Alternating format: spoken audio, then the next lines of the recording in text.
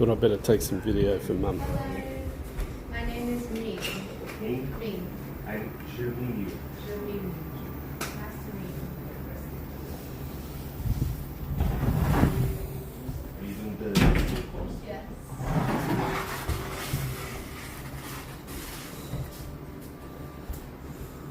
I don't have that plug. My wife is preferred to be in the beach. Yeah, well, I'm just taking some video for her mum. So.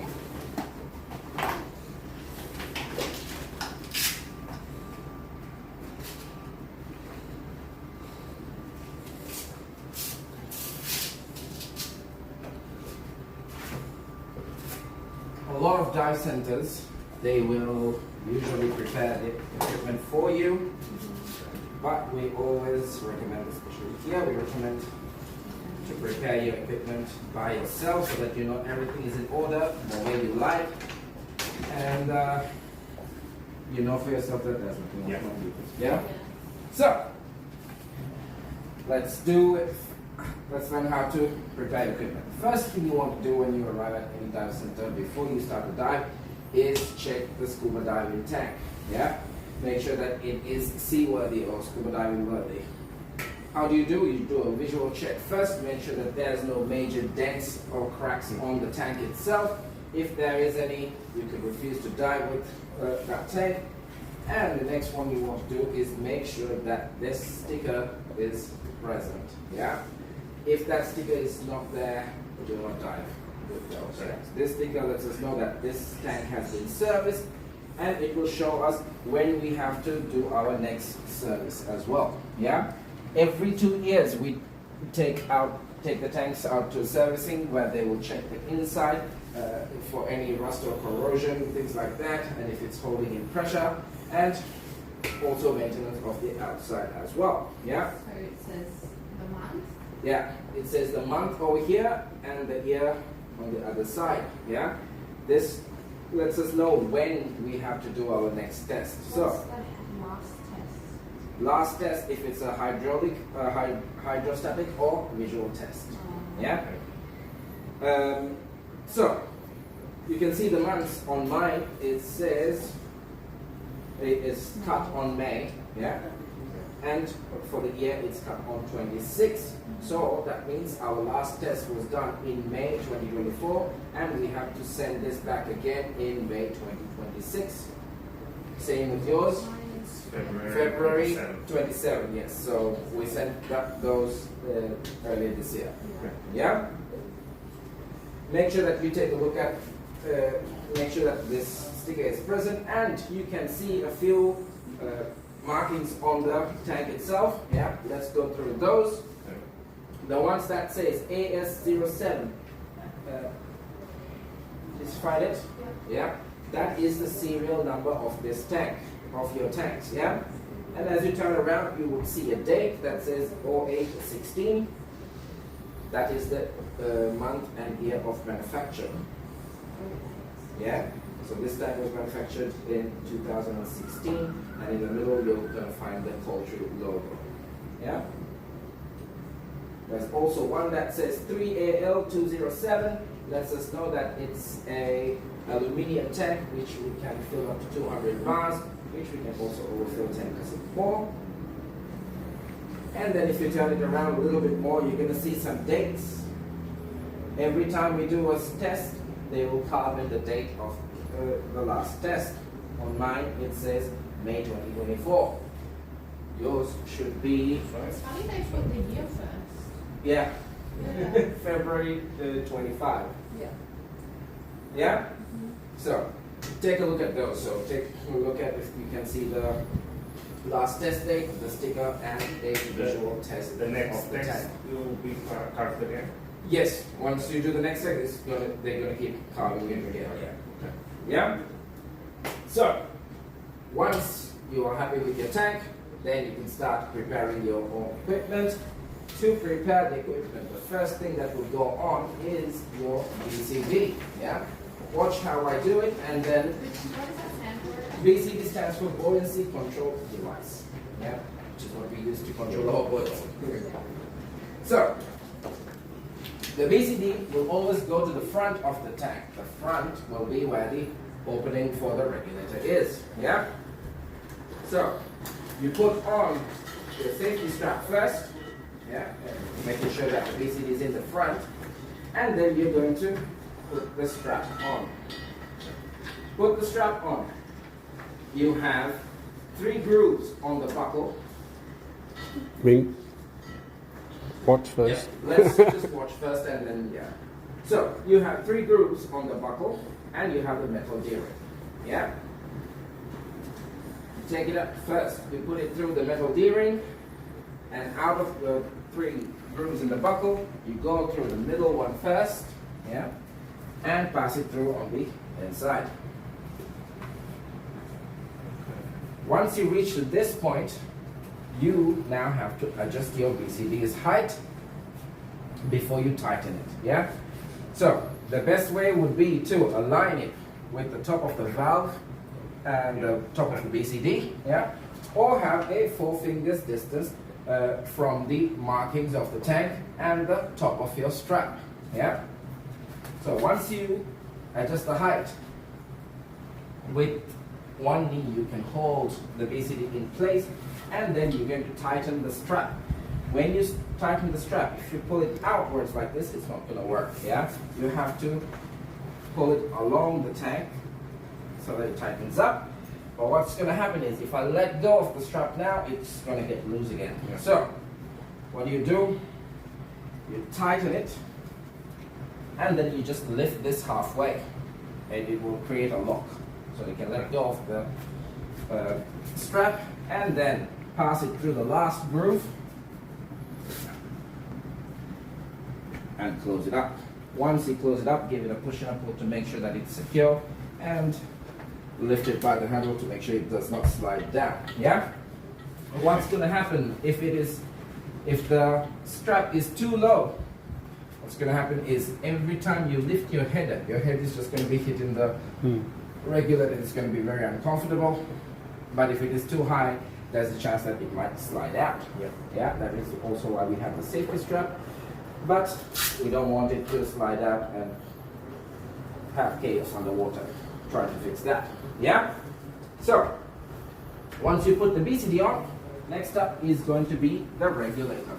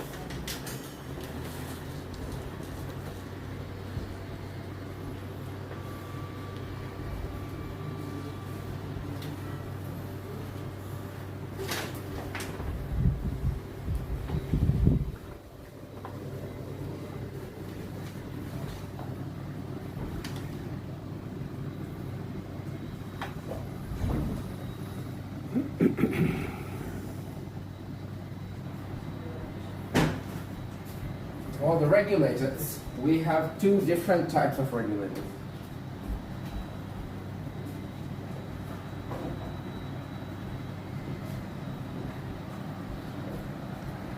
The ones you have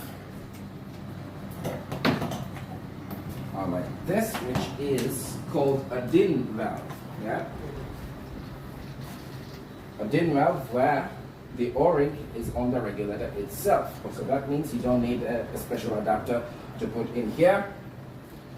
You can just directly put it on and then tighten it. Yeah? But we also have a yoke valve, which looks like this.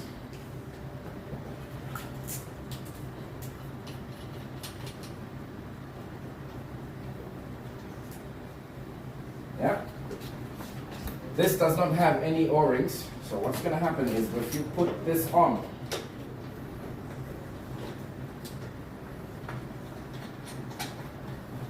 and open the tank, it's going to leak. Yeah? So, for yoke valves, you need a special adapter that looks like this, which you have to put in through here, tighten Does it matter it. which way? Sorry? Does it matter which way it goes in? Yes, one side is a little bit slimmer than the other one. So Yeah? you put it in the slimmer side? Slimmer side in. Tighten that up, and then you can put this on so that it does not leak. Yeah? So depending on which kind of regulator you have, make sure that you ask for the adapter or use the DIN valve. Yeah?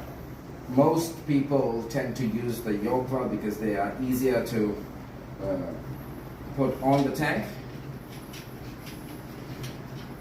and also to release as well, because the DIN valves sometimes they Usually, when you dive, you rent the equipment on the site, or you. If you are an avid diver, most You people want- will you have want- their own equipment, and a lot of people bring their own equipment. Including the tank? Not the tank. So tanks and weights will be at the dive centers. Of course, they will also have equipment, but a lot of people prefer to have their own equipment when they dive as well. Yeah? Yeah. It's a lot of weight to carry, Yeah. but some It's people are not- comfortable with Yes, their own of equipment. course. Exactly.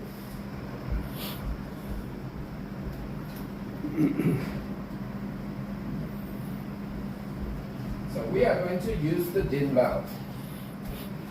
So when you're putting the regulator on, first you have to take out the dust cap.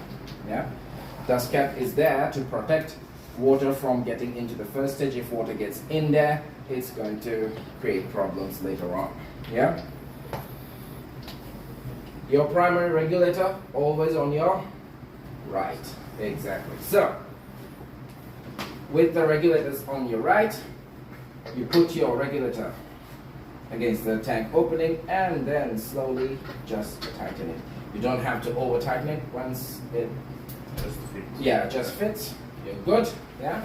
And now we want to connect the hoses and keep the rest of the hoses compact, because we don't want the hoses flying around while we are diving, because if they get caught on the reef, we're going to break the reef and also might cause damage to the equipment, which means we're going to have to end the dive prematurely. Yeah. So first up, the low pressure inflator. Low pressure inflator goes onto the BCD to help us inflate our jacket. So are we inflating the jacket with oxygen? yes, from the tank. Yeah. Okay. So to put this on, what you're going to do is with 3 fingers, you're going to hold on to the hose, and with the 2 fingers, you're going to pull on this lever over here, and then just click it in. Yeah? Give it a push and a pull, just to make sure that it is secure, and click it onto this bit over here so that it does not fly around as well. You should have a little bit over here to put your hose through as well, just to keep it more compact. Mine is now better.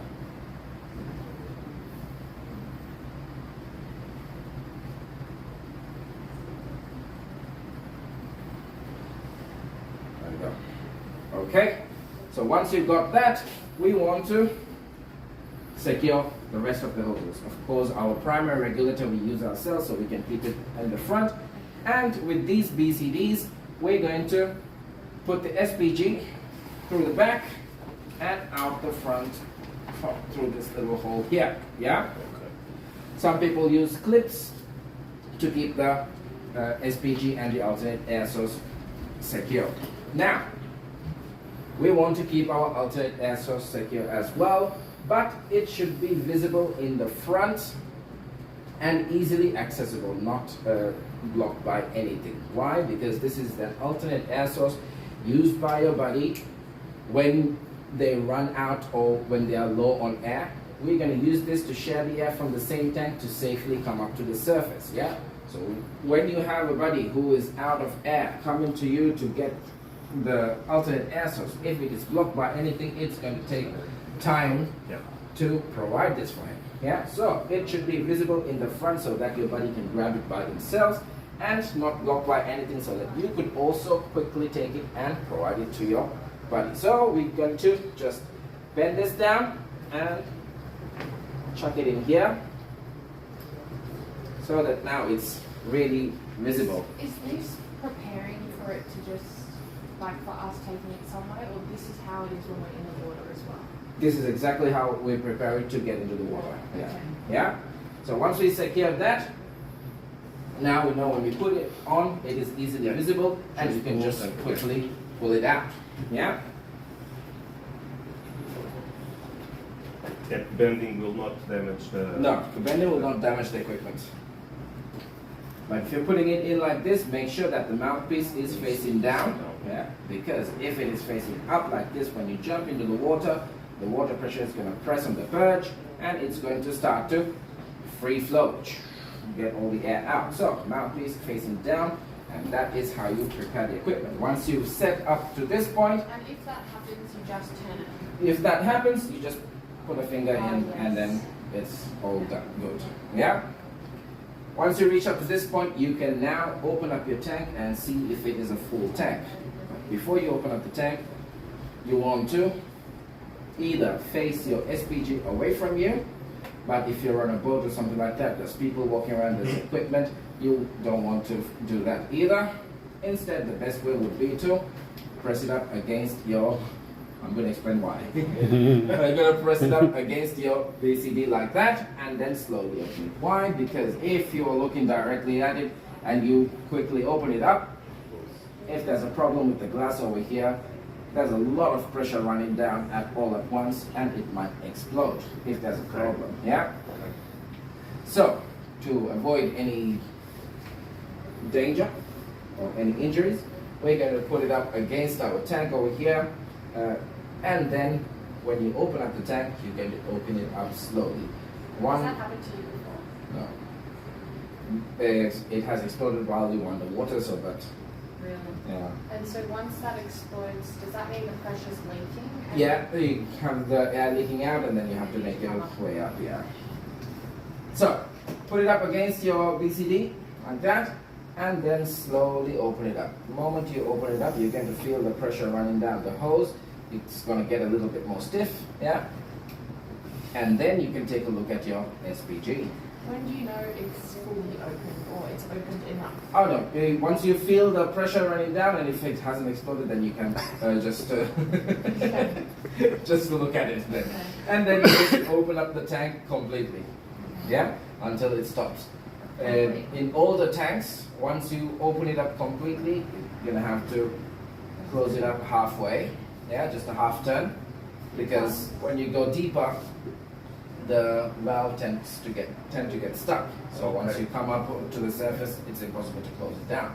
So to prevent that from happening, you just turn it halfway. With And newer what- tanks, So you in the really- water, it is impossible for to close the valve? If someone No. wants to No. do? if somebody wants to mess with you, they can close the tank.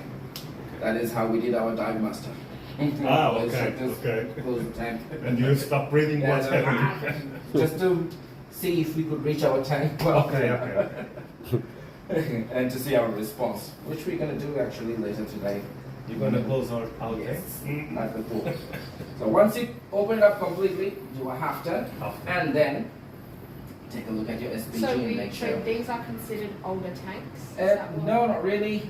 These ones we usually don't, but it's just Good habits. good habit and Or- like auto reflex just to Yeah. close it up halfway, because that's how we were taught when we did our courses as well. Yeah.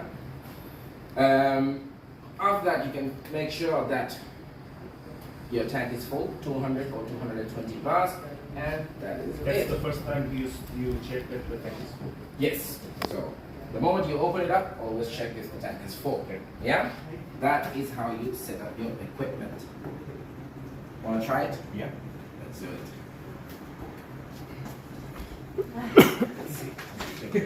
it.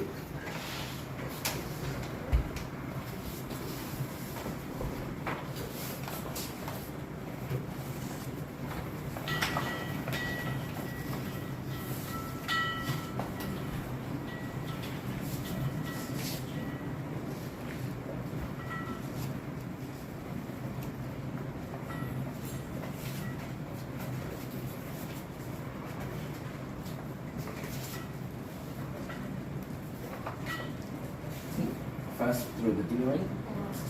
Yeah.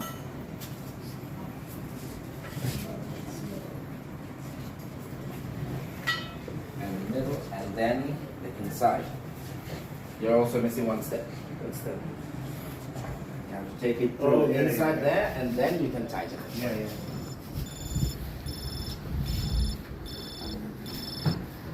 Yeah. Adjust the height. Pull the strap along the tank to tighten it. Once you fully open it, once you tighten it, you still missed one last step. Oh, the last one. The last screw, yes, exactly. Let me do it again. There you go. Ming, Yeah. Once you tighten it, lift it up halfway so that it doesn't slide back down, and then put it through the last groove. Yeah, then close it up.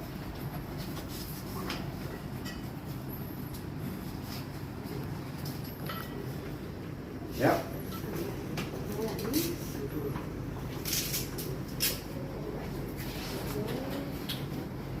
Then make sure that it's secure by lifting it up like that. There we go.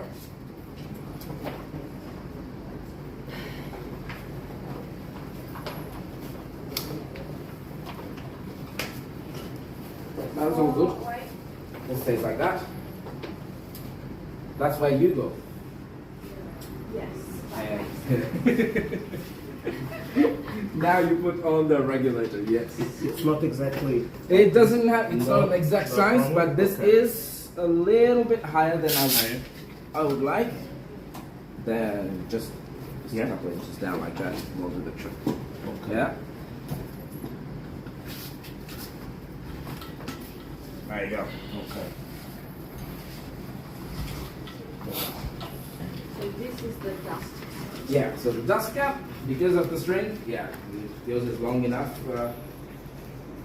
An easier way would be, so you tighten it this way, and you open it this way, right? So you hold this, and turn this the other way around, so it easily comes out. Oh, it's all right. We'll fix it up later. So you can keep the cap in your box.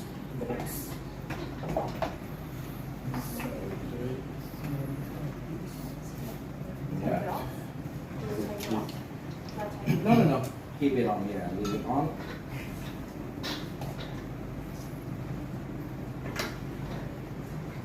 It's also put on very loose, so yeah, I'm gonna take it off for the moment. So hopefully that's good. We'll find out. When you open it, if it leaks, yeah, it's alright. It's just the outside cover.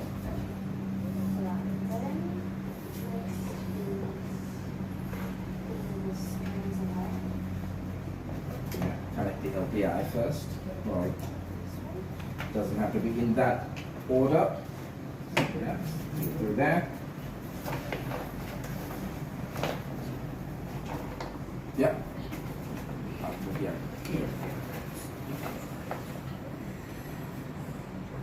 If it doesn't click in completely, you can try. So, it does not do anything if you turn it, yeah? Pull it out. You might not hear that click, but give it a push and a pull just to make sure that it is secure.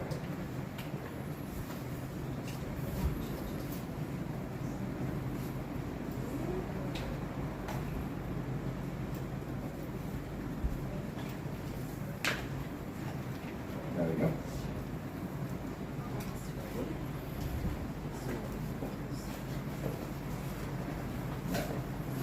Take it back. Now the point in the sleeve.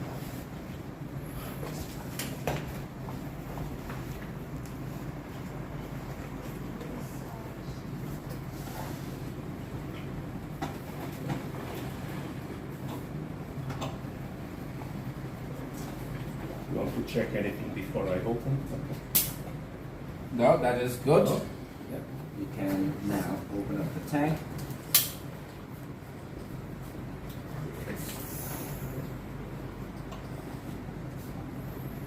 Just like that. Check this bit more so that it goes in that. Well done. Okay. So, SPG against the tank, against the BCD. Yeah. And then slowly open it up. Feel the pressure running. Yeah. And now you can open it up completely. Check your air, 200 bar. It's not going to explode anymore. It's just in that moment. And then turn a little bit. And then turn a little bit. Perfect. So, you have your equipment ready. Next up, we're going to see. What was that? Oh, that was just this hitting the floor. Oh. Like that. So, a little bit of air from the bench. Once we get our equipment ready, we want to see if the equipment works properly. Yeah? So we want to check the BCD. What do we check on the BCD? We want to see if the inflator button is working. Yeah. We want to check if there's any kind of leaks on the jacket itself. We want to make sure that the deflator button is also working properly. Yeah. So what do? Just inflate the string completely. You hear that? Mm-hmm. Any extra air, once it is completely inflated, any extra air that you put in will be automatically dumped Okay. from the valve so that it does not explode. Yeah? So, inflate it up fully. Now you know the button is working. Check for any kind of leaks. If you don't feel any leaks, press on the button over here. Now you know the deflator button is working. And then you might also want to try the dump valves. When you want to quickly release the air, you dump the air from here. There's also one at the back as well. There are two chambers. There are two channels. Okay.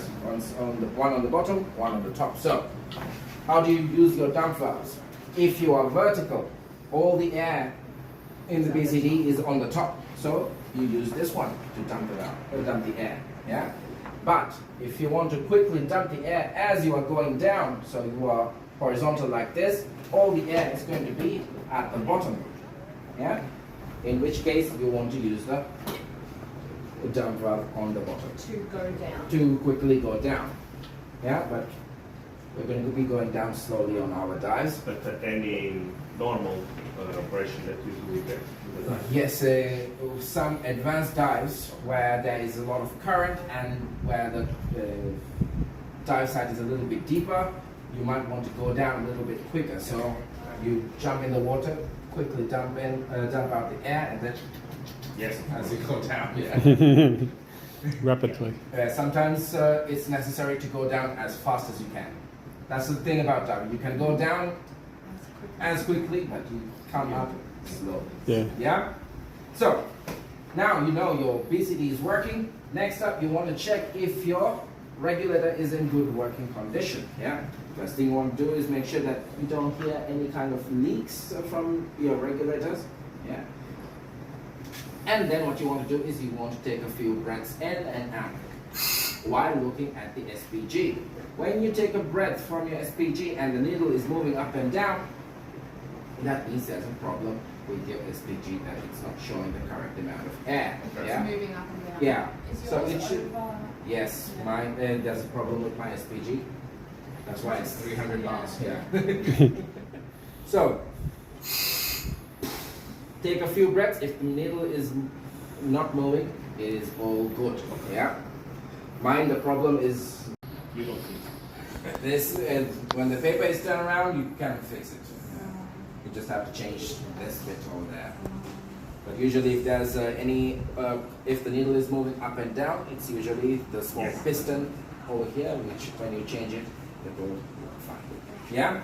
So just you know when you don't have the air. I know when it's at 80 bar, I know that I'm running out now. So that Yeah. marks and not for you. That's all for me. Yeah. So. Few breaths from your regulator. Make sure that the needle is not moving. Yeah, just stay still. And then, now you know you have air coming out through your primary regulator. You know your SPG is working. And then you want to check your alternate air source as well. Alternate air source is usually meant for other people, so we don't usually take a breath from it. Instead, we just take a look at the squeegee and just press the push button to make sure that there's air coming out. Yeah. Okay. Yeah? So that is how you check for your regulator's working condition. Want to do it? Deflator button first.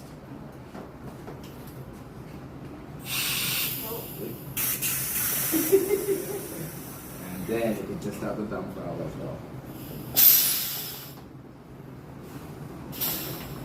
Good.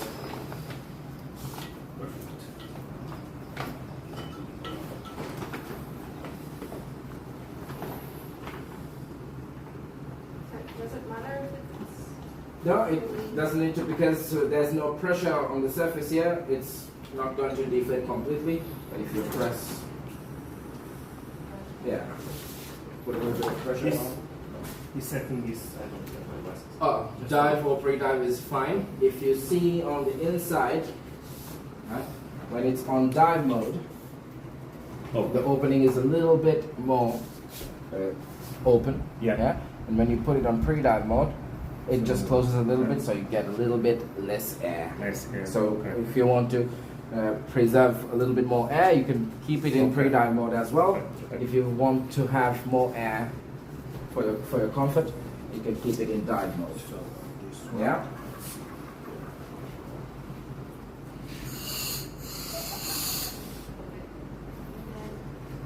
So we just check it once? Yeah. Is that alright? Yeah. This one is just the Then doesn't move. doesn't move. Yeah. So the only other thing we're gonna need is our weights. Yeah. Today, instead of the weight pockets, we're going to be using a weight belt, which I'm going to show you how to prepare in a minute. But before you dive in, before you jump in for your dive, once you prepare your equipment and right before you jump in, you want to do a pre-dive safety check. Yeah, to make sure everything is working and making sure all the releases are put on correctly, and making sure that you have everything you need: your mask, your fins, your weights, your cameras and torches, things like this. So for this, there's a mnemonic which you can remember: burgers with rice and fries. Yeah. Burgers, the B stands for BCD. Make sure the BCD is working. You're going to do a pre-dive safety check for each other. Okay. Yeah, so you're going to test her BCD if the buttons are working, and you're going to test for him. Width, W stands for weights. Make sure that you each have your required weights. Rice stands for releases. Releases are the releases on your BCD. Make sure that it is clipped on properly, the Velcro is on properly. When you're wearing them. When you're wearing them, yeah, just before you jump in. Mhm. And that your shoulder straps are tightened. And we have one more release on the tank. And make sure that, give it a push and a pull one last time, just to make sure that it is secure. Yeah? Burgers with rice and stands for air. Yeah? Make sure that your tank is open one more time, and then take a couple of breaths through your regulator to make sure that it's open and it's working properly. Yeah? And then fries is final okay. For the final okay, you want to make sure that you have your mask, your fins, your dive computer, your torch, your camera, everything is in its place right before you jump in. Yeah. So once we get to the pool, when we put on our equipment, we're going to do a pre-dive safety check. No, actually, we're going to do it on the next dive this afternoon. Because in the pool, we're going to do something different. Okay. Yeah. So burgers with rice and fries. Try to remember that for the next time later today. So, let's prepare our weight belt. I'm going to bring out some belts for you. Yes. So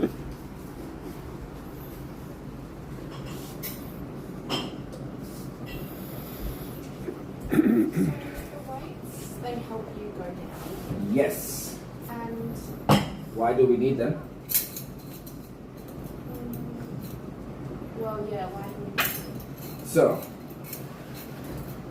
humans. Sometimes even all the air you breathe out, it's not enough for It's not enough. So it depends on a few things.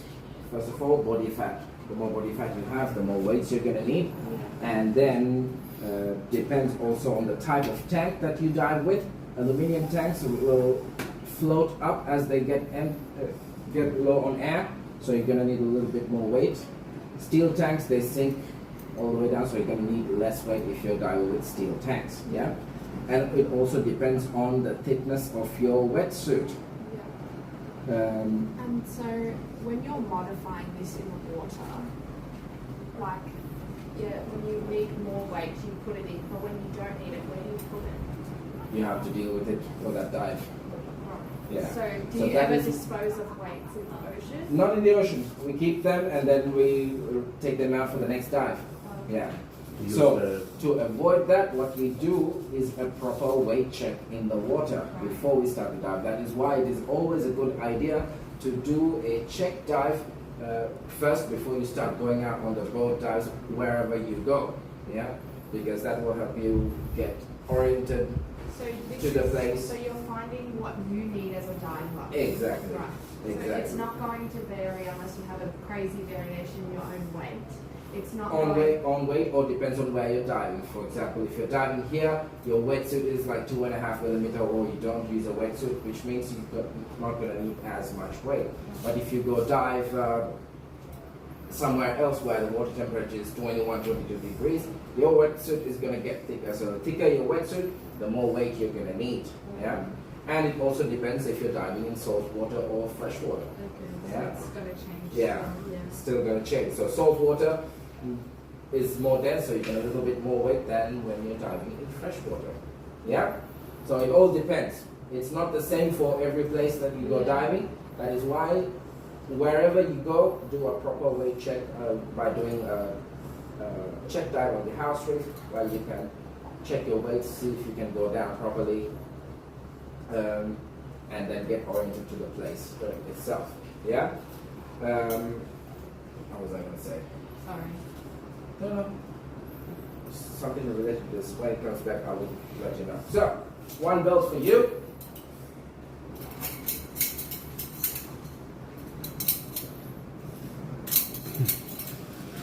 One belt for you. And one for me. Now, are you both right-handed? Yeah. If you're right-handed, then you want to have your belt released to be from your right hand. Yeah, so that means when you prepare your weight belt, buckle facing up on your left hand. Yeah, and then you're going to put in your weights. Both of you have odd number of weights. Yeah, so we're going to put one on the tank and then even it out on the weight belt itself. So you see these weight belts, these are very common weights, which has a little groove for the weight belt. Yeah? So this is facing up. You take it under and over. And same thing, under and over like that. Once you prepare your belt, when you're handling your weight belt, always carry it on the tail end. Yeah? Because if it's the buckle end, sometimes these can slide down, and if it lands on your foot, that is the end of diving. Yeah? Because I have seen it cause big injuries. So, when handling your weight belt, always handle it by the tail end. So, that is how you prepare your weight belt. When you put it on, the easiest way is to put it on one hand. Make sure that there are no twists or turns on the belt itself. Put it up on your waist. Bend over so that it stays in place. And make sure that the buckle is in the middle and not to the side. Like so. Don't need to tighten it as much. Yeah. Should be able to breathe. Once you tighten it up, you want to put the weights resting on the side equally. Yeah. If you have one weight here and one weight here, you're just going to be lobbing up and down from side to side. Yeah. So make sure that they are sitting on your waist or your hips, just like that. When releasing the weight belt, hold with one hand, release the buckle, always handle it on this side. Good? Yep. All right, you can prepare your weight belt. The odd number, the last one, you can put on your tank like so, so that they are equally balanced. Yeah. So if I've got a 2, 2 and a 1, I will use the 2 and 2. The 1. Yeah, it's actually all ones. This is 2 pounds. This is 1 kilo. Oh, Yeah. different. You have 5, so you can use the 2 kilos on the belt, yeah, and the 1 kilo on the.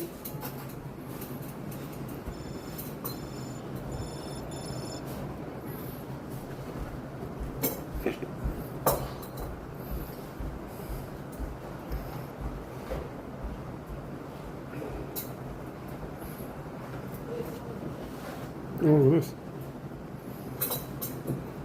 Why's your heart rate going all funny? Oh, I'm hot.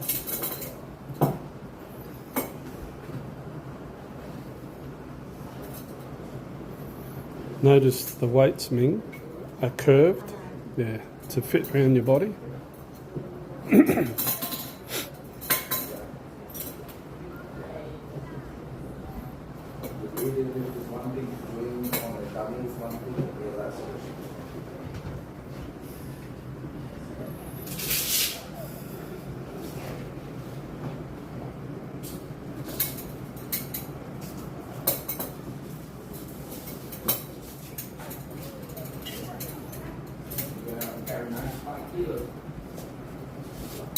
Or archer. You're not gonna make it that easy. You know, I carry my friend who is 130 kilos on shoulder for 200 meters with him. Yeah.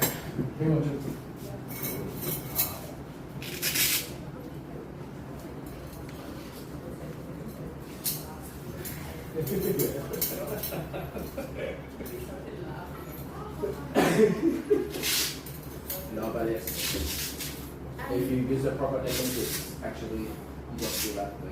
What's up? Dahl, Yeah? the weight on the tank, does it need to be like in the center? Not necessarily. Okay. Will help if it is, but it's It's okay. like- that's Yeah, like a little that is box good. in. Yeah, Hopefully that won't pull apart. it won't. You are good. Yeah, Like this height. perfect. Yeah. Yeah. If it is on your back, your obesity is going to get in the way, so Okay. you want to leave it a little bit in the front. Yeah. There's no Yes, yes. up or down, is it? There is no up or down, but you now have the release on your left. Right. Yeah, so buckle on the left when you put it on. Pull on the left. Oh, it's all right. Yeah. This will not come out. Now, you're good. Yeah. Sometimes it might loosen up like that, but see how it still stays on. Okay. Because of that clip. Yeah, because it's close by here.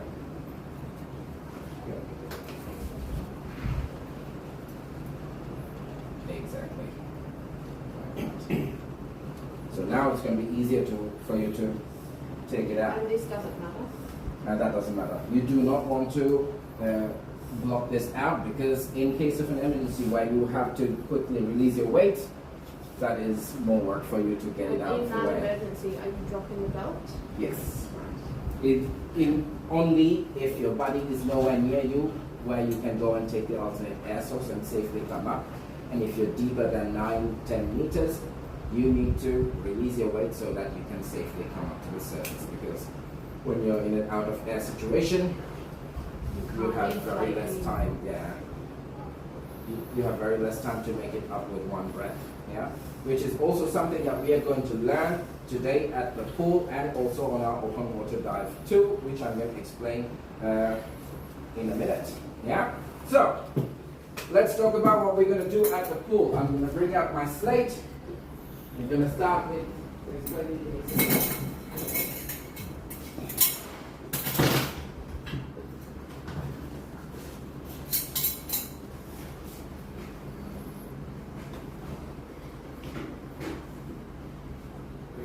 one day ahead of us.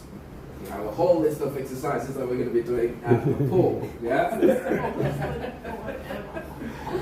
Every diver should have one. Most of these exercises are confidence building exercises, yeah? Just to get you more comfortable and confident to be in the water and to face situations you might face underwater. And some of them are to learn what to do in case of out of air situations, what to do in case of emergencies, and we're also going to do a few hovering exercises to learn to control our buoyancy. Hovering. Yeah. Yeah? So, after the briefing, once we get to the pool, what we're going to do is inflate our jacket, drop them in the pool, and we're going to learn how to put our equipment on while we are in the water. Over here, we don't usually do that because we do boat dives or from close to the reef edge over here. But some places, you have to dive from the shore. So you get the equipment in the water, you put it on, and then you have to swim out into the reef edge before you are able to actually start your dive. Yeah? So we're going to learn how to put our equipment on, but we're going to do that all together once we are there. From the beach with the backpack on. Usually no. Because? Usually you just drive there with the equipment because it's going to be heavy. Some people, in some places I know, there are a few places where people walk like 3-4 miles with the equipment just to get into the water. So those are for They are people who exhausted absolutely before. love diving. Yeah, exhausted before they die. Yeah, exactly. Yeah. So, we're going to learn how to put our equipment on once we are at the pool. We're going to do it together.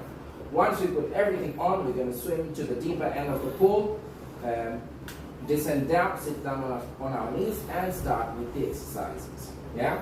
First up, we have a few mask exercises. Remember, on your first dive, you learn how to clear a partially flooded mask.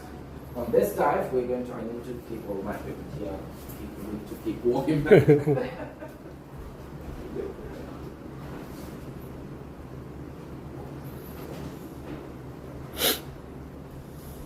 So this time we're going to take it up a notch and fill up the whole mask with water and learn how to clear it. Which is basically the same thing. The only difference is you might have to blow out a couple of times just to get rid of all the water. I'm going to recap once again. When you put your mask on, no twists or turns on the mask strap itself. Your mask should sit comfortably on your face and your mask strap just above your ears. What helps is also to keep the strap a little bit higher like this so that it presses on your face a little bit more. Yeah? And make sure that your hair does not get in the seal. Now, while sitting underwater at the pool, what you're going to do is look down. You can keep your eyes closed, yeah? And pinch the seal and create an opening and fill up the mask completely, yeah? Once you fill it up completely, you press on the top, blow out from your nose while looking up. Like that. All the air that you breathe rises up and all the water will come out from the bottom over here. Yeah? That is going to be your first exercise. Remember, most of these exercises I will demonstrate in the water as well before you attempt to do it. So that is exercise number 1 with the mask. Exercise number 2 is to take off your mask and put it back on. Normally, there's no need for you to take it out. Sometimes it gets foggy and you might just want to take it out and clean it up a little bit, yeah? In which case, you have to take your mask off. Now, while we are underwater, especially in deeper waters, the water pressure is going to be pressing on the mask on our face, so it's going to be difficult to pull it out, yeah? So what do you do if you need to take off your mask underwater? Make the pressure outside and inside of the mask the same by adding water, yeah? Add a little bit of water, make the pressure outside of the mask and the inside the same, and then you take it out. Make sure that you don't let go of it, keep it in your hand, yeah? Take a few breaths, this time without the mask on. When you breathe out, the bubbles are going to come up your nose. So to avoid that, what you can do is just tilt your head to the right. What do you mean? So you're So- breathing in through the mask? Yeah, And to the then you mouth. breathe And out. when you exhale out, remember the bubbles come out? Yes. Yeah, so the bubbles, they might come up your nose because they always come up, yeah? So, without the mask on, when you're breathing, what you can do is tilt your head to the right, yeah? Why to the right? Because your regulator is on your right side, yeah? Because if you go the other way around, it's just going to get tighter, yeah? So, tilt your head to the right and breathe out so that the bubbles come out to the side, yeah?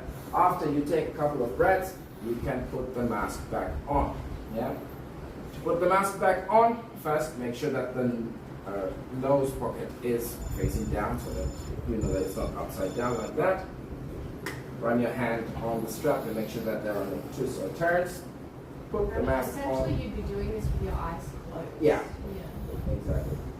Put the mask on. Of course, it's going to be full of water when you put it on. Press up, look up, and blow out from your nose to clear it out. Yeah?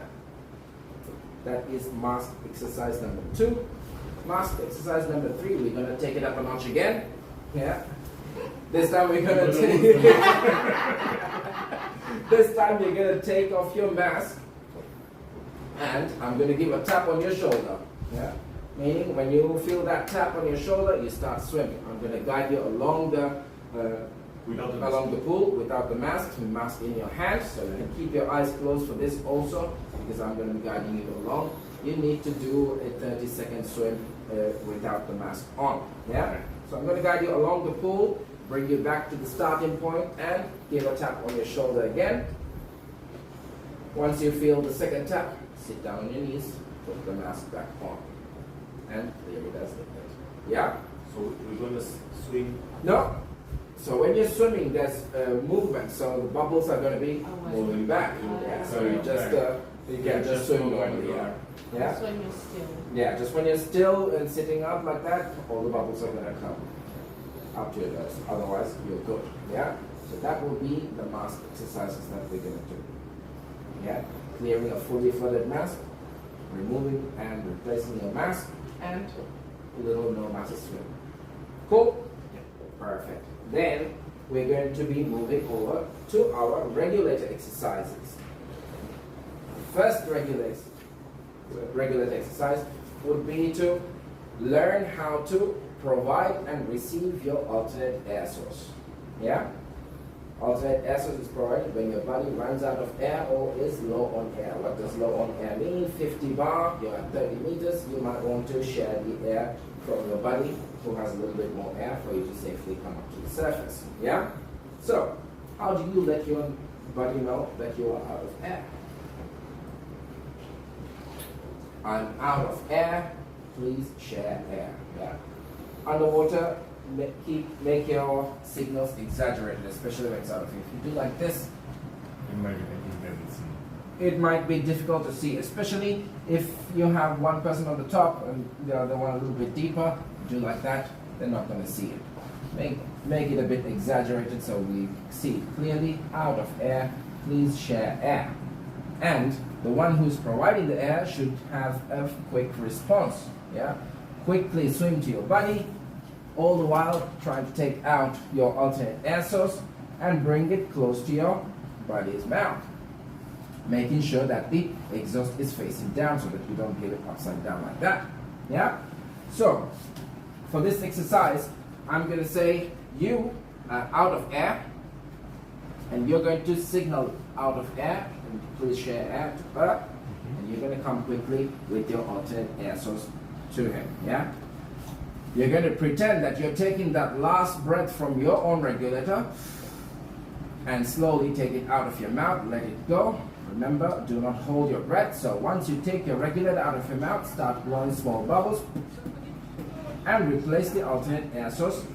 Why do you say pretend? I'm taking the air? Because we are simulating a situation where you're out of air. So this is your last breath that you're taking. Not the 50 bar below? Not 50, yeah, just out of air. Yeah. Okay. And put the alternate air source in your mouth and clear it, either by blowing into it or by pressing the purge button. Yeah? Now, as you can see, the hose is not too long, so we cannot be going far away from each other while we are sharing our alternate air source. We do not continue the dive as either. We make our way up to the surface. Yeah? So, In the water, you might have current, you might have a draft where it tries to pull you away from each other. So when you're using the alternate air source, you interlock hands together like this. Like that. Look at each other. Ask each other if they're okay. Give the signal to go up. Question. You have the alternate air in your hand. No, you have This the is so after you have yeah. You're So facing each other. yeah. So you have I have mine here with me. And I'm taking your air. Yeah, you're taking the alternate air source. you change and then Okay. Yeah, like that. Yeah. We give each other the okay signal, making sure that we are both okay. She's breathing. Yeah. And we give the signal to go Together. up, Yeah. and then we start swimming up. But we are in the pool, so we're not going to go up. So once you give the signal to go up to each other, I'm going to say cut. That is the end of the exercise. Yeah. And so whoever has the alternate air source in their mouth is going to recover their own regulator first before they take it out of the mouth. Yeah. You recover your own regulator because we're gonna move on to the next exercise. Yeah. Make sure that your own regulator is in your hand. Now you can take the alternate air source out of your mouth and replace it back with your own. Yeah. If you take your This is a different exercise. it is the same exercise, but we are trying to switch back to our own regulators. Yeah. So if you take the alternate air source out of your mouth first, and then try to find it, you're losing time. Just trying to look for your regulator. Yeah. So find yours first. Remember, lean to your right, touch your leg, touch the tank, up and around. Once you find your regulator, replace it back with your own and let go of the alternate air source. Yeah? And then we're going to switch roles. This time you're going to be out of air and you're going to be signaling him, and you're going to provide the alternate air source to her and do exactly the same thing. Interlock hands, give each other the okay sign, give the signal to go up. I'm going to say cut, and this time you're going to find your regulator before you let go of the alternate air source. And it doesn't matter which hand you're holding interlocking. In general, it doesn't, but usually it is the right hand. Okay. Yeah? After you gave the alternate air, you Hold on with the right hand, give it okay, and go up. I'm going to demonstrate how to do it first with one of you. I'm going to say I'm out of air, and you can provide the alternate air source so that you can see how I'm switching back to my own regulator as well. Yeah? when two divers are using the same bottle, does it has any? Do you feel it? You don't feel it, but you can see that it's going out away But it's much the faster. same. Yeah, air so flow? the pressure, the amount of air you're going to get is going to be the same. Okay. What if like you've got 50 left and the other person's got 100? Then technically two people using 100, then is it like the same as one person having 50? Yeah, exactly, but that is why we don't continue the dive. Right. Yeah? So would you then just stay on your tank? No. No, You still you share still the tank share the and air go up. and then you go up to the surface, yeah. Because when two people are, so let's say I have 100 bar, you have 50, you are now using my alternate air source. The air is going to go down much faster because now we're both using one tank. Yeah. But what we usually do is once we come up to, let's say, 5 tap, sit down on your knees, put the mask back on, and there it is. Yeah? So we're going to swim. No. So when you're swimming, there's movement. So the bubbles are going to be moving back. Yeah. So you just you can just swim normally. Yeah. Yeah. Just when you're still. Yeah. Just when you're still and sitting up like that, all the bubbles are going to come up to your nose. Otherwise, you're good. Yeah. So that will be the mask exercises that we're going to do. Yeah. Clearing a fully flooded mask, removing and replacing your mask, and a little no mask swim. Cool? Perfect. Then we're going to be moving over to our regulator exercises. First regulator exercise would be to learn how to provide and receive your alternate air source. Yeah? Alternate air source is provided when your body runs out of air or is low on air. What does low on air mean? 50 bar, you're at 30 meters, you might want to share the air from your buddy who has a little bit more air for you to safely come up to the surface. Yeah? So, how do you let your body know that you are out of air? I'm out of air, please share air. Yeah? Underwater, make your signals exaggerated, especially when it's out of air. If you do like this, it might be difficult to see, especially if you have one person on the top and the other one a little bit deeper. Do like that, they're not going to see it. Make it a bit exaggerated so we see it clearly. Out of air, please share air. And the one who's providing the air should have a quick response. Yeah, quickly swim to your buddy, all the while trying to take out your alternate air source and bring it close to your buddy's mouth, making sure that the exhaust is facing down so that you don't give it upside down like that. Yeah? So, for this exercise, I'm going to say you are out of air, and you're going to signal out of air, and please share air to her, and you're going to come quickly with your alternate air source to him. Yeah? You're going to pretend that you're taking that last breath from your own regulator and slowly take it out of your mouth, let it go. Remember, do not hold your breath. So once you take your regulator out of your mouth, start blowing small bubbles and replace the alternate air source.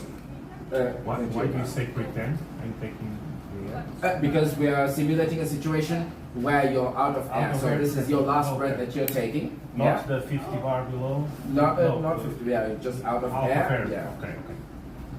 And put the alternate air source in your mouth and clear it, either by blowing into it or by pressing the purge button. Yeah? Now, as you can see, the hose is not too long, so we cannot be going far away from each other while we are sharing our alternate air source. We do not continue the dive as either. We make our way up to the surface. Yeah? So,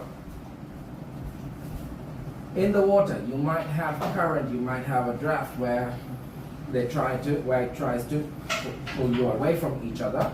So when you're using the alternate air source, you interlock hands together like this. Like that. Look at each other. Ask each other if they're okay. Give the signal to go up. You have the alternate air in your hand. No, you have the alt. So after you let yeah. You're So facing each other. yeah. So you have I have mine here with me. And I'm taking your air. Yeah, you're taking the alternate air source. you change and then Okay. Yeah, like that. Yeah. We give each other the okay signal, making sure that we are both okay. She's breathing. Yeah. And we give the signal to go Together. up, Yeah. and then we start swimming up. But we are in the pool, so we're not going to go up. So once you give the signal to go up to each other, I'm going to say cut. That is the end of the exercise. Yeah. And so whoever has the alternate air source in their mouth is going to recover their own regulator first before they take it out of the mouth. Yeah. You recover your own regulator because we're gonna move on to the next exercise. Yeah. Make sure that your own regulator is in your hand. Now you can take the alternate air source out of your mouth and replace it back with your own. Yeah.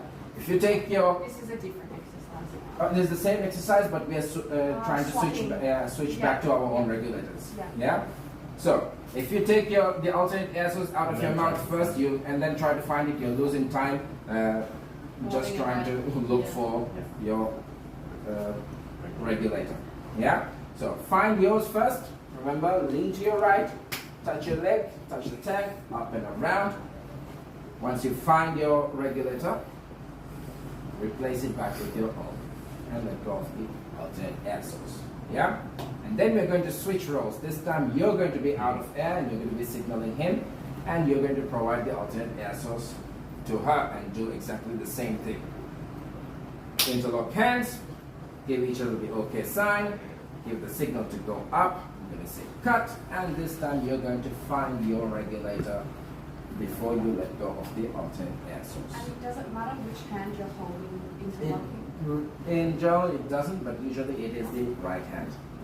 Yeah? After you gave the alternator, you Hold on with the right hand. Give OK. And go up. I'm going to demonstrate how to do it first with one of you. I'm going to say I'm out of air, and you can provide the alternate air source so that you can see how I'm switching back to my own regulator as well. Yeah? when two divers are using the same bottle, does it has any? Do you feel it? You don't feel it, but you can see that it's going out away But much it's the faster. same. Yeah, air so flow. the pressure, the amount of air you're going to get is going to be the same. What if like you've got 50 left and the other person's got 100? Then technically two people using the 100, then is it like the same as one person having 50? Yeah, exactly, but that is why we don't continue the dive. Right. Yeah? So would you then just stay on your tank? No. No, You still you share still the tank share the and air go up. and then you go up to the surface, yeah. Okay. Because when two people are, so let's say I have 100 bar, you have 50, you are now using my alternate air source. The air is going to go down much faster because now we're both using one tank. Yeah. But what we usually do is once we come up to, let's say, 5 meters to our safety stop, if you have 50 bar, we then switch back to our normal regulators because 50 bar at At 5 which meters point? is a lot of time. At which point would you then switch back? When this, like, when do you... When we are up at 5 meters to do our safety stop. Yeah. Then we will switch back to our own because 50 bar at 5 meters is another 20-25 minutes. We just that way we can do our safety stop in peace. Yeah. But Basically, if the exercise, But we if- are the one that doesn't Yeah, have if air, there is no air you in the will tank, continue. you still continue to share the air from the same tank. Yeah, until you get up to the surface. or you run out. You run out, or you both run out of air. Then you both Then you have to both make- signal. you Well, both that's- have to make an emergency That's what search. Dahl and I did the other day. I had 50, he had 100. Yeah. So he shared that's his why- with me. Then we came up. But we And can then we continue the dive a little bit longer, Mm. but only because So you the said- conditions are there. You said when it's 50, then you say out of air? Or when do you ask to share? When you're 50, you can say share air. And when you're a little bit deeper. When you're out of air, you say you're out of air. Yeah? And you come quickly running or swimming. So you can just To get do this as well, just to Yeah. share, without Share doing the air. this? Yeah. If you're 50 bar, just share air. If you run out, I'm out. Yeah?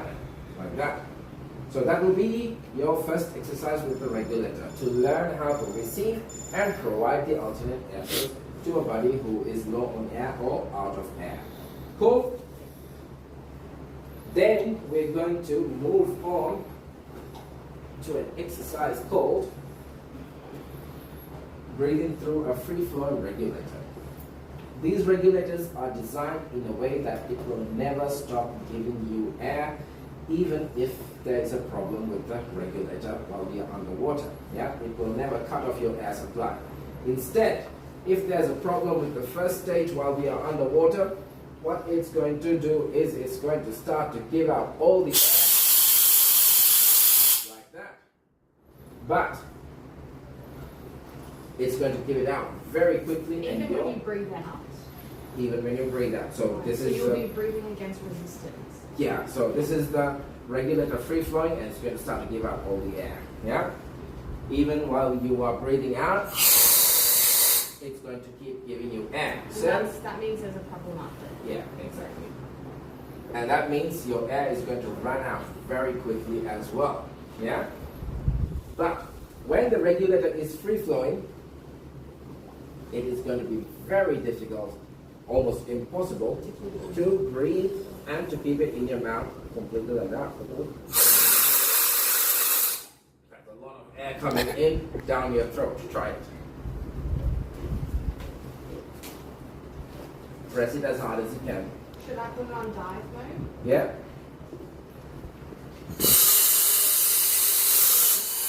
Straight down your throat, yeah? Yeah. Because that's a lot of air coming in. So, if you have a free-flowing regulator, what you want to do is take out the left side of your regulator, the mouth please. That way, any extra air will just keep on running out from the side. Now this way, it's going to be easier for you to breathe.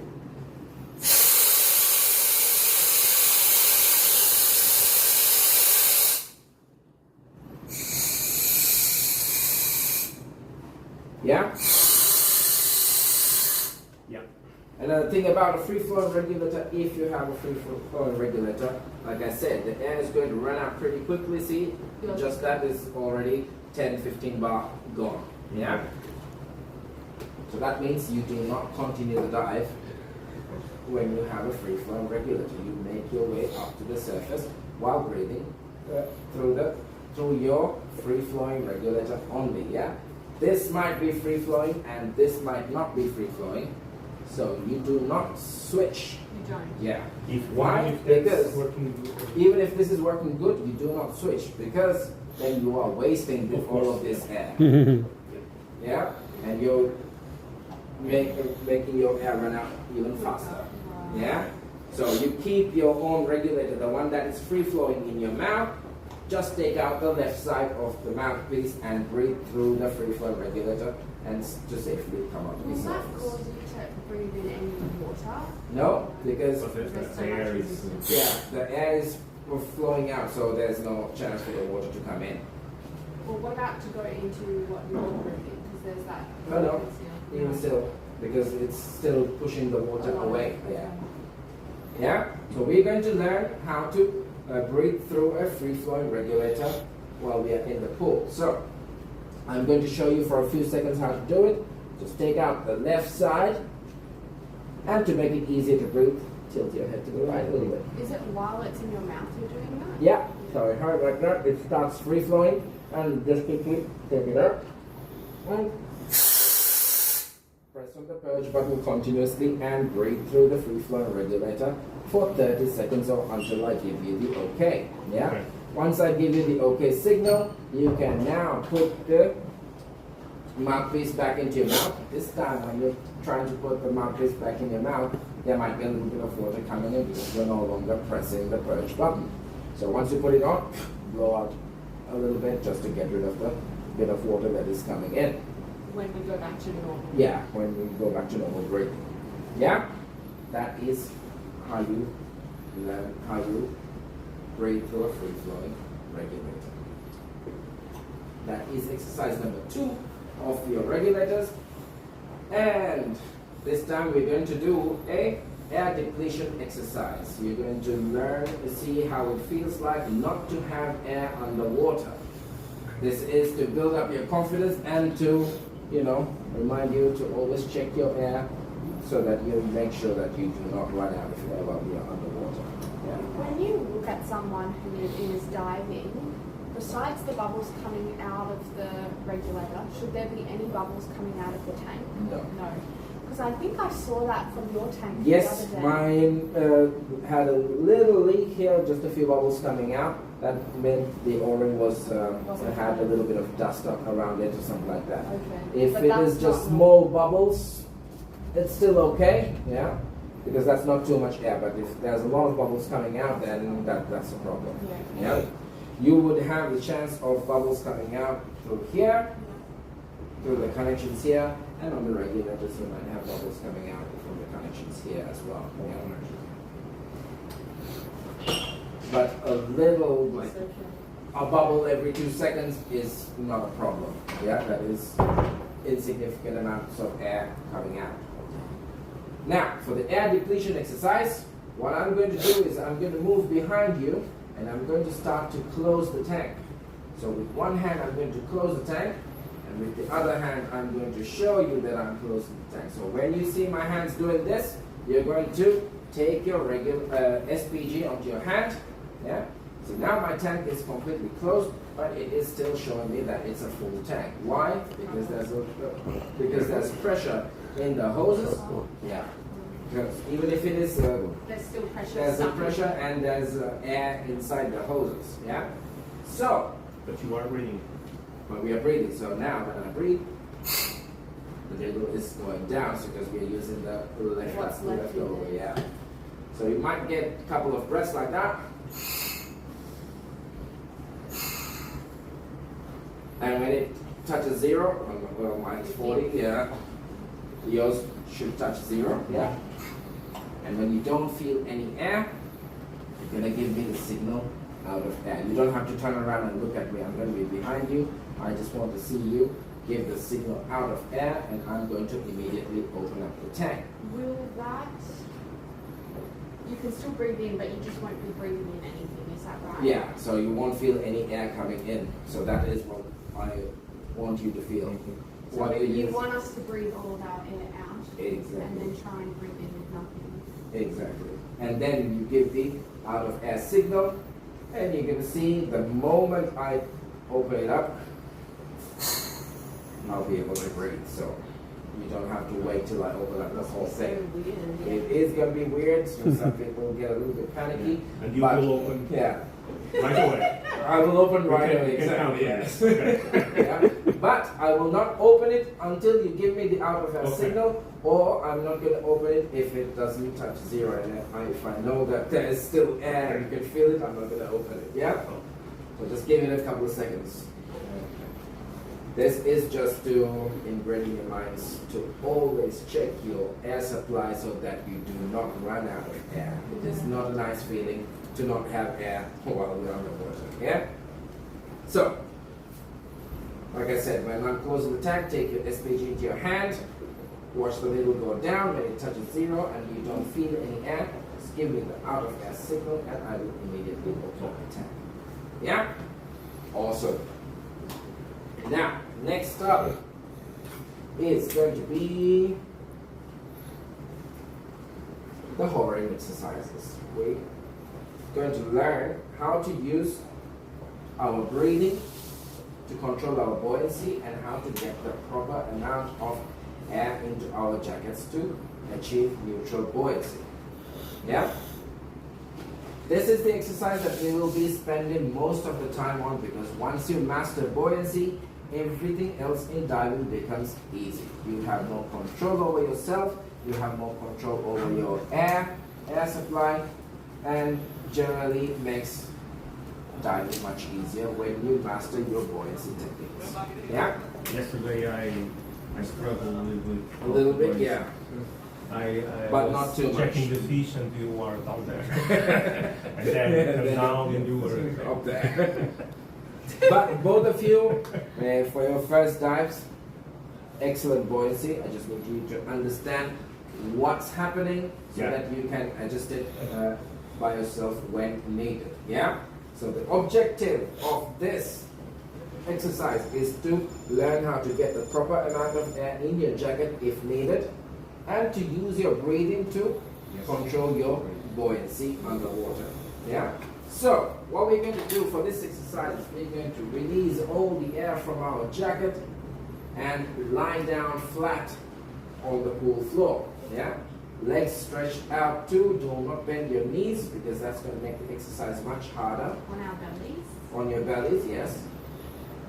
And what we're going to do is, first, with the left hand, we're going to hold our hose, and with the right hand, we're going to keep our regular in the mouth, of course. What we're going to do is we're going to take a breath in, and you should feel yourself rising up. Yeah. If you don't feel yourself rising up, add a little burst of air, just a little bit. Yeah, and try again. Take a breath in and see if you can rise up using just your breathing. If you're still Normal not, breathing. yeah, just normal breathing. And if you're still not rising up, add a little bit of air again. Yeah, and this time you should feel yourself lifting from the bottom. Yeah. When you're rising up, the only place that should be touching the pool floor is going to be the tip of your fins. Rest of your body rises up. Yeah. So the moment you start feeling yourself coming up, you want to start to exhale, because you don't want to go all the way up. Yeah. What I want you to do is come up to like a 45-degree angle and stay still at that angle without moving too much. Definitely not hitting the bottom the whole way, or definitely not going all the way up. So the moment you start to feel yourself rising up, you can start to exhale, because there's going to be a slight delay between the moment you exhale out and the moment you start to go down. Yeah. So you start, exhale out, and then you're going to feel yourself stopping and slowly going down. And the moment you start to feel yourself falling down, inhale again so that you come back up again. The best way would be if you can stay at a 45-degree angle without moving at all, just using your breathing. So you only touch the jacket once to get you Once or twice just to get the right amount of air And for you to be able to yeah, rise up. and then And it's then all you through the control your breathing to move up and down. a And little if bit. we cannot control that 45 degrees, it's because we have too much It's air. all could be because of the way you're breathing. Maybe if you take a big breath in, you will rise up, Okay. and if you just let go of all the air out of your lungs, you might just fall back down. But if you control the pace Just of to your start lifting on the jacket, Yeah. and then we all with the breathing. all with the breathing, Okay. all with the breathing. Yeah. Once you get the right amount of air and you start hovering without moving your hands, yeah, at all, hands like this, and using your breathing, I want you to just roll up and down a little bit for at least 1 minute. Yeah. So the more when you get to your 45-degree angle, I'm going to start my timer for 1 minute, and then you're going to continue that. Yeah. I'm also going to show you how it's done, and I'm going to, if you're struggling, I'm going to show you when to breathe out and when to breathe in as well. Yeah. So that it gets a little bit easier for you. That will be hovering exercise number 1. Hovering exercise number 2 is to learn how to get the proper amount of air using oral inflation. Now, before this exercise, what I want you to do is, while we are underwater, remove the low pressure inflator. Yeah? Can we continue the dive if the LPI is detached? Do you hear any leaks? If that's not the leak. If there is no leaking here, this is an on-demand valve. So only when you press the button, this is going to open up to add air. So even if this is not connected, you can continue your dive. Yeah? Why would you need to disconnect your LPI?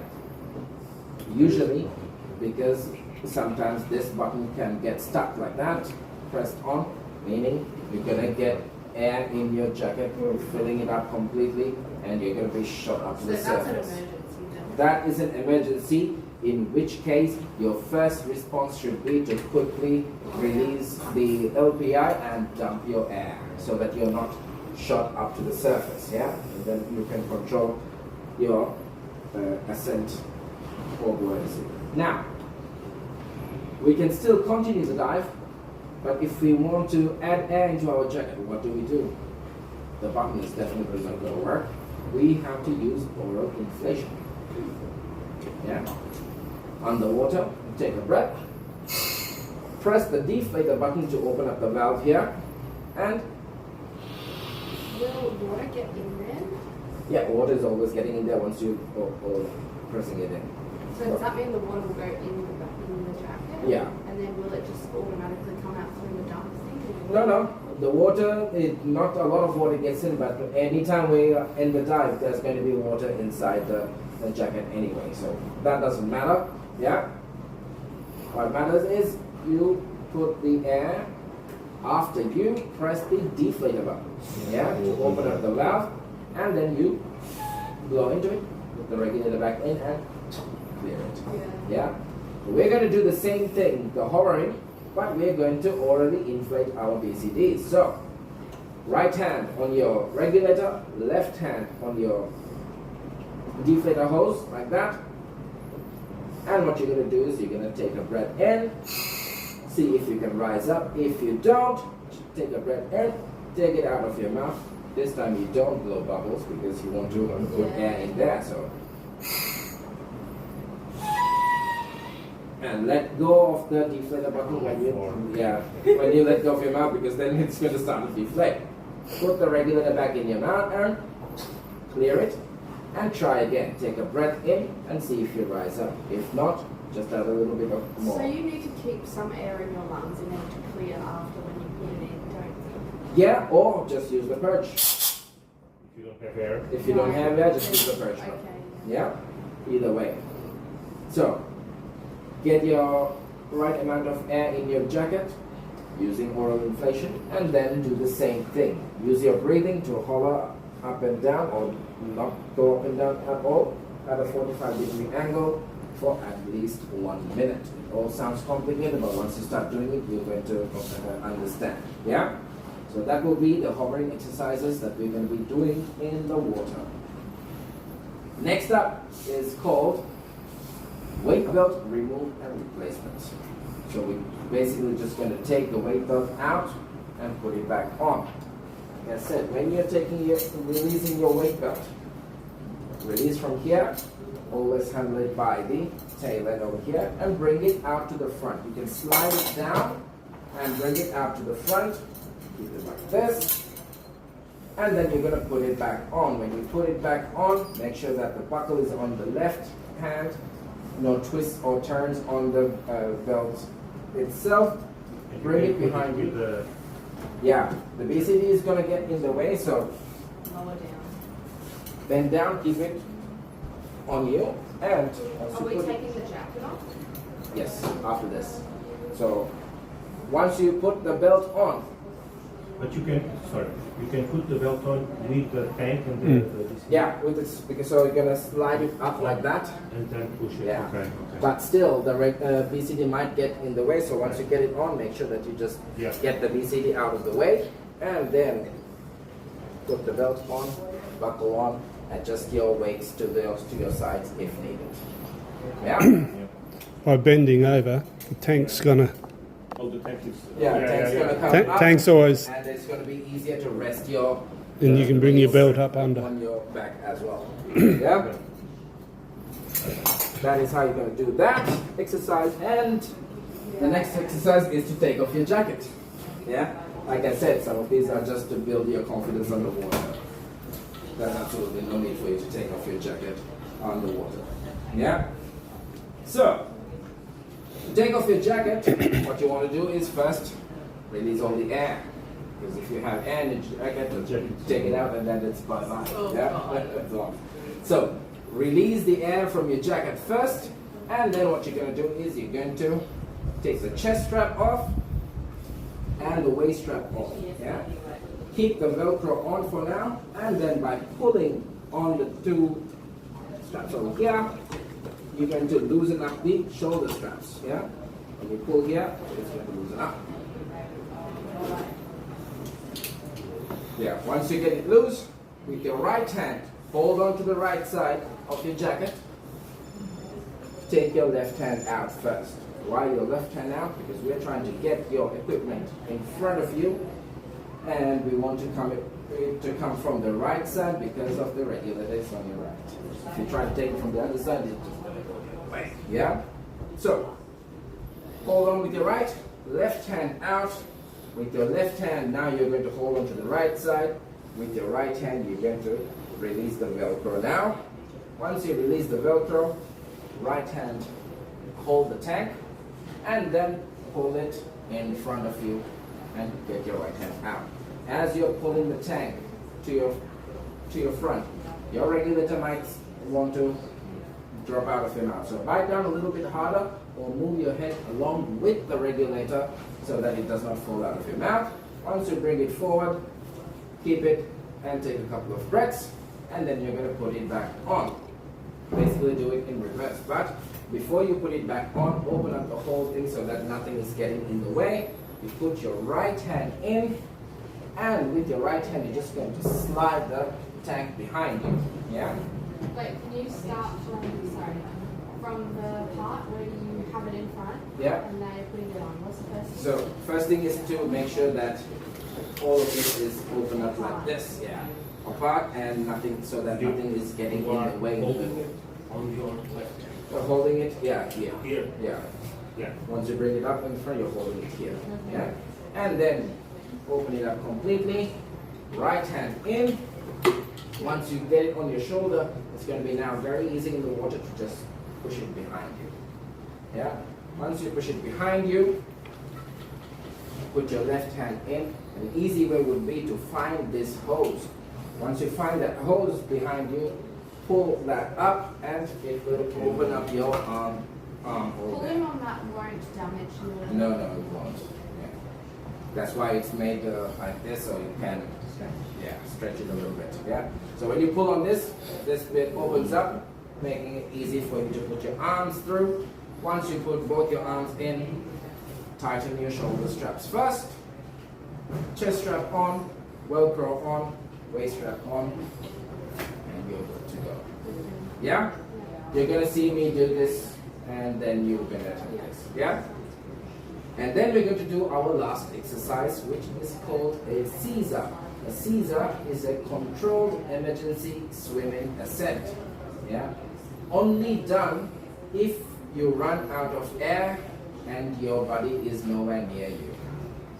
Two things that should not happen basically. Yeah? So when you're diving, always make sure that you check your air supply every 10-15 minutes or so. Check your computer as well so that you know how much air you have, how deep you are, and how much time you have left at that depth as well. So you have all the information that you need.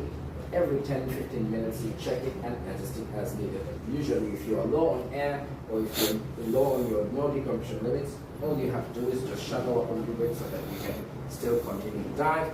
By the time you reach the 50 bar, you want to be somewhere around 10 to 12 meters so that when you do reach the 50 bar, you can safely come up to 5 meters to do your safety stop.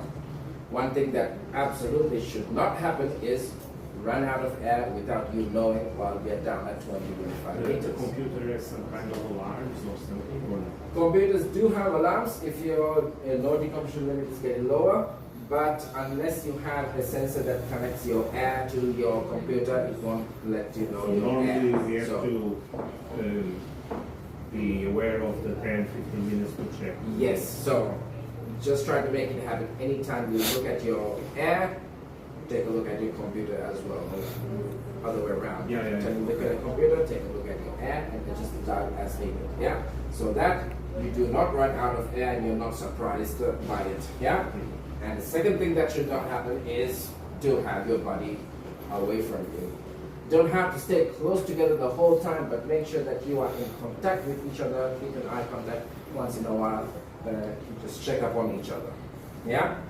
But still, this happens more often than it's supposed to. Yeah?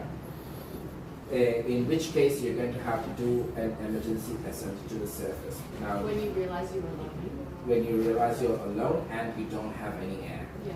Yeah? Like we said earlier, when you come up to the surface, you cannot dart up to the surface, yeah, because a lot of nitrogen in your body, it might cause decompression illnesses, and if you're doing it from the depth, if you're holding your breath, it might cause lung or expansion injuries, yeah? So, we control the speed of our ascent, and we do not hold our breath even during an emergency ascent, yeah? So, we are going to pretend that you are taking the last breath that you have in your tank. Yeah? You are out of air and you have only one last breath in your tank and you need to go up to the surface. What do? You take that breath in, make sure that you still keep the regulator in your mouth. Even in the case of an emergency, the first reaction for most people when they're out of air is to get rid of the regulator and to swim up as quickly as possible. Yeah? But we want to avoid that. Why? If, let's say for example, we are down at 10 meters and you do not feel any air coming out your regulator, you start to go up to, let's say, 6 meters, you might get a little bit of air. Because the deeper you are, the air inside is compressed and you might not feel it at deeper waters. When you start coming up, that little bit of air is going to expand and you might get just a little bit that will help you go up to the surface. Yeah, so even during an emergency, make sure that you keep your regulator in your mouth. Yeah, so we're going to pretend that we're taking our last breath in and keep our regulator in our mouth, and we are going to make our way up to the surface. Yeah, to go up to the surface, raise up the deflate the hose like that, yeah, and slowly start releasing the air. Releasing. So when we are coming up, we want to always release air. Because if we add air, what's going to happen is the air is going to expand as we go up, and we're going to have an uncontrolled ascent. We're going to come up to the surface too fast. Yeah. So anytime we are shallowing up or We we're don't coming, want to use the remaining air to inflate the jacket. there is no remaining air. Exactly. Okay, deflate. Yeah. Even if it's not an emergency, when you're coming up, you always deflate so that you control your ascent upwards. Yeah. So start releasing Without the breath. air. Sorry. Without breath, or We don't No, have no. any more air. yeah. We are When you ascending. say we're controlling our descent, Our ascent. sorry, ascent. Not with our breath, because let's say, for example, we have this much of air when we are down at 20 meters. Yeah. Yeah? We come up to 15 meters, that air is going to expand and inflate it more, and we're going to be shot upwards. Right. Yeah? Yeah. So anytime we shallow up, we always have to release the air to adjust our buoyancy. Right. Yeah? So even when we are coming up to the surface, we release air. Because the air that is already existing will expand. Expand, exactly.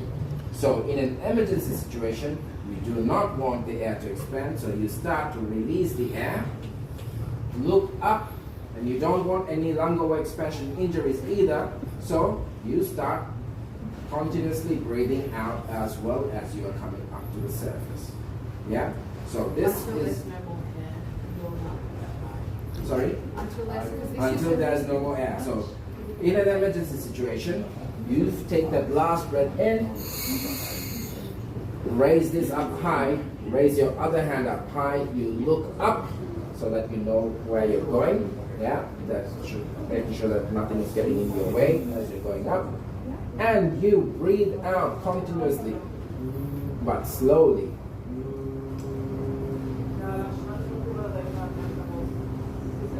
Like that, and go up to the surface nice and slow. Yeah, that is how you do a controlled ascent. Yeah, releasing air from the jacket, releasing air from your lungs, and not going up too fast to avoid any kind of low decompression illnesses. Yeah? And you have to stop before getting on the surface or in this case? The objective is for us to safely come up to the surface. So once we are up on the surface, we can breathe normally, but we still do not have any air in our tank, so we cannot inflate our jacket to stay safely on the surface either. Yeah? So what you do is, once you come up to the surface, you're going to orally inflate your jacket until you are able to just rest on the surface without moving your arms and your legs. Yeah?